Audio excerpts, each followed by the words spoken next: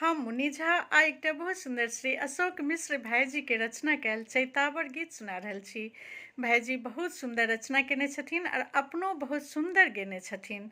तो आइ हमरा स्वर में ई गीत सुनू श्री अशोक मिश्र भाईजी के रचना कैल चैतावर गीत। आई की कुहे कै कोयलिया हे सखिया भरी भरी रतिया। आई की कुहे कै कोयलिया हे सखिया भरी भरी रतिया। भरी भरी रतिया कुहे कै कोयलिया भरी भरी रतिया कुहे कै कोयलिया। आई की कुहे कै कोयलिया हे सखिया भरी भरी रतिया। तोड़ी बोली सुन कोयली टूटल मोरी नींदिया। चिहुकी पिया भेलै थी बेमतिया। तोड़ी बोली सुन कोयली टूटल मोरी नींदिया। चिहुकी पिया भेलै थी बेमतिया। काटिबै आबे को नारतिया कोयलिया भरल मोर आँखिया। काटिबै आबे को नारतिया कोयलिया भरल मोर आँखिया।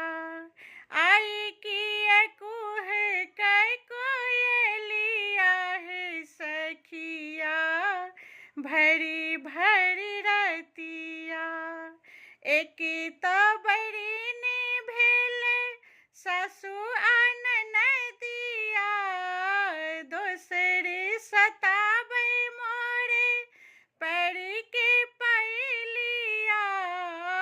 तुहू किए बनाबै पागलिया कोयलिया जाऊ कोन नगरिया। तुहू किए बनाबै पागलिया कोयलिया जाऊ कोन नगरिया। आई की कुहे कै कोयलिया हे सखिया भरी भरी रतिया। पिया जथिने आई पिया जथिने आने देश हे सखिया। पिया जथिने आन देश धरकै मोरी जियरा।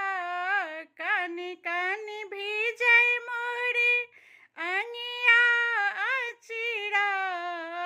बनी जेबै हमहूँ बनी जेबै हमहूँ बाबरिया कोयलिया बहे मोर कजरिया।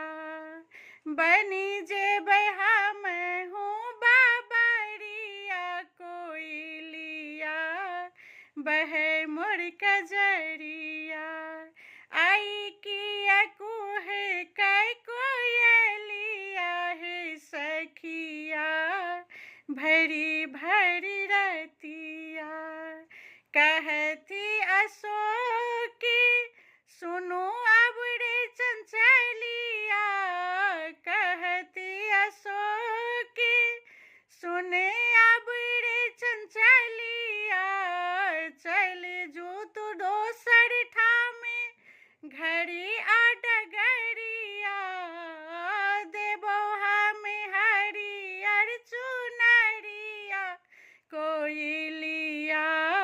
देबो हम लाले लाल चुनरिया कोयलिया मनीले तू बतिया। आई की कुहे कै कोयलिया हे सखिया भरी भरी रतिया। कुहू है कै